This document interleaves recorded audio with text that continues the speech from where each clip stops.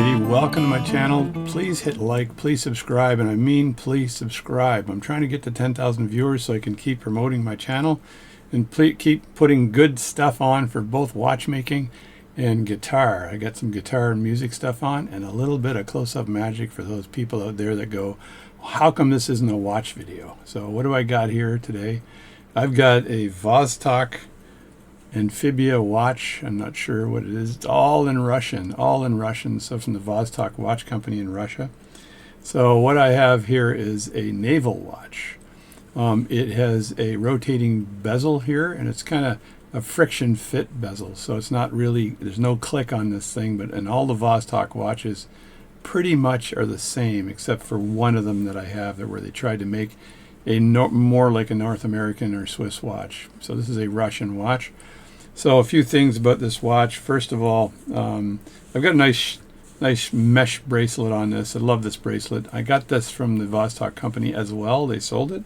So the crown on this watch here is a atypical Vostok military Russian wiggly crown. So if you look at the crown, I just undo this here for a second, and you see how wiggly that crown is. So they did this on purpose. The engineers designed this crown so that if it got knocked when it was unscrewed, it wouldn't break. The stem and the watch would still work. So that is pretty cool. You can wind this watch, even though it's, you hear that? Nope, maybe not. So you can wind this watch even though it's a wiggly crown, not a problem at all. And as you screw the crown in, it absolutely is sealed. So this watch is a 100% watertight. It says on the watch here, as you can see, that it's 200 meters. This can go way below 200 meters, by the way.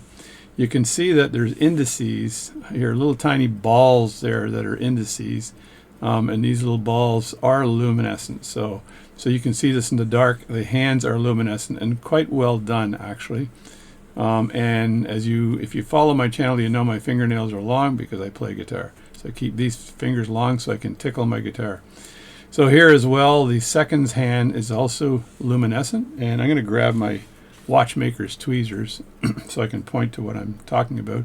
And I got a nice little ball on here so you can follow that around, and these are luminescent, and these hands here, the minute and the hour hand are both luminescent here, and it just says your normal numbers as indices. So that's that. I'm going to get back to these red marks in a second, but if you flip this watch around and have a look at the back, what is really, really interesting about the design of this watch, and there's some, my Russian's really weak, but there's Russian on here as well. It says Amphibia here, and this is the Vostok watch company.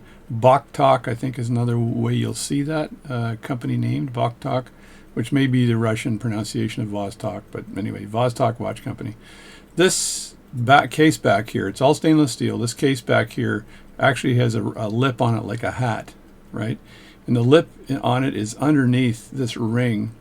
And this ring here screws on over the case back that's like a hat. And what happens here is that as the water pressure increases, right, it pushes down on the case back, and the case back is allowed to go down further than when you screw the ring on, because the ring sets it to a point, and then beyond that point it's water pressure that causes it to go to actually crush or go inward more, which actually gives it a better seal. So it seals better as this watch goes deeper, which is a really cool design, actually. So you put the case back on as you would put any normal case back on using the ring here. So you put it on, and there's also tabs. You can see the markings right here. There's a tab here and a tab here that aligns the case back. So that's very, very unique.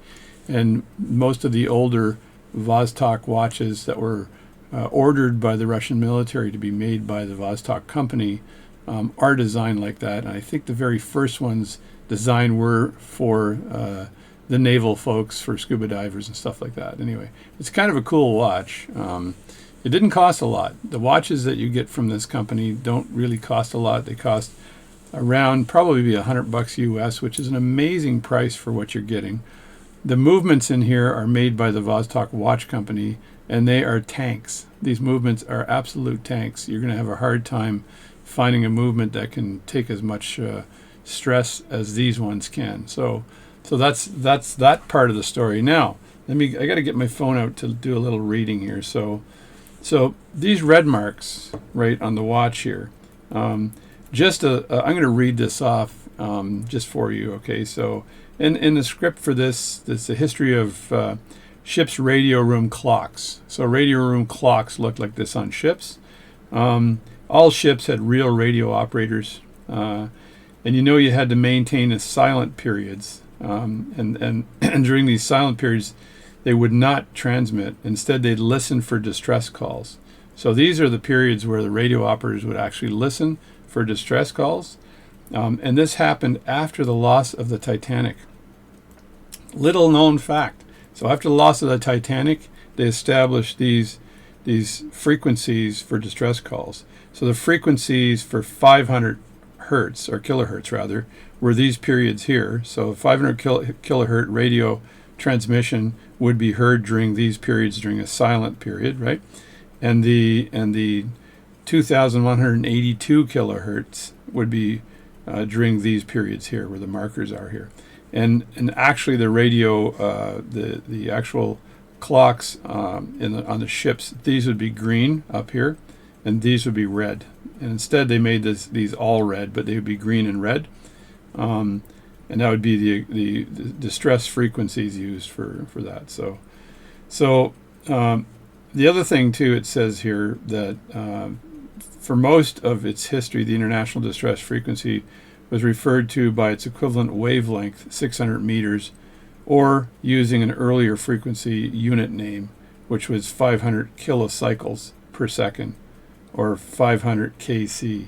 So the actual 2,182 kilohertz, we'll call it, because a hertz is a cycle, was later added, and it was commonly used as single sideband modulation SSB, upper sideband only. However, the amplitude modulation, which is AM, you remember the old AM radios, that's amplitude modulation. I shouldn't say the old, they still have AM channels, was often used in some parts of the world. So FM is frequency modulation, so you're sending the signal out by frequency modulation as opposed to modulating the amplitude of the frequency. So the as a reminder, so the ship's radio room clock would have these silent periods marked by shading the sectors between plus 15 to plus 18, and it says on the hour plus 45 and on the hour plus 48, and those were red, right? And then, as I said before, the 0 to 3 here,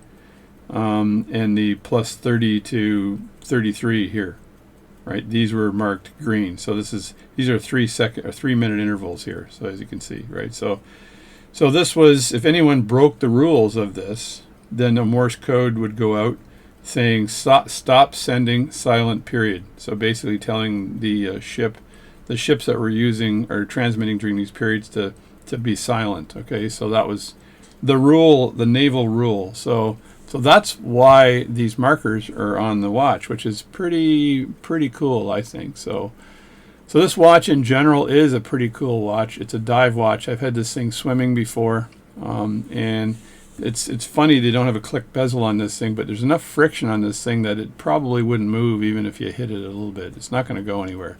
There's just enough friction on the bezel to do this. And the Sharks, or the mesh strap I bought for it, is the perfect strap for this watch. So I recommend, I think you can go on Amazon still and get these Vostok watches. And there was a company called Mariam that was selling these watches. Marian, I think, that was selling these watches as well.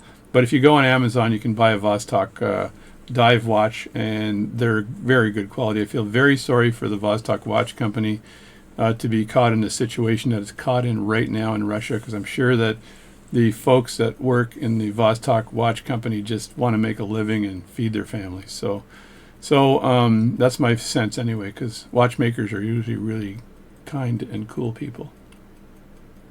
Pause. All right, that's enough. So there you go. So that's the watch. I just wanted to make a video on this because I think it's a pretty cool watch. So please subscribe to my channel and share it with others. I'm trying to get to 10,000 subscribers. I'm almost at 9,000. I think I'm just edging above 9,000 right now, and it's 1,000 more. And I think I'll keep making as best quality videos as I can make. And I know I just bought the Spark Live amp. The Spark Live amp is friggin' amazing. I have way too many amplifiers. You can see one in the background right there under that cover. That amplifier there is a Fender G-Deck, I believe. Fender G-Deck. I kind of lose them. They're all over the place. And that allows me to grab a guitar and continue to play, right? So, and like anything, including watchmaking, if you want to be good at it, you got to practice. And if you got to get your butt off the couch and do it, you got to not sit back and let the world entertain you. You got to go entertain the world. So I'm JD again. Thanks for watching my channel, and I'll catch you next time. Bye.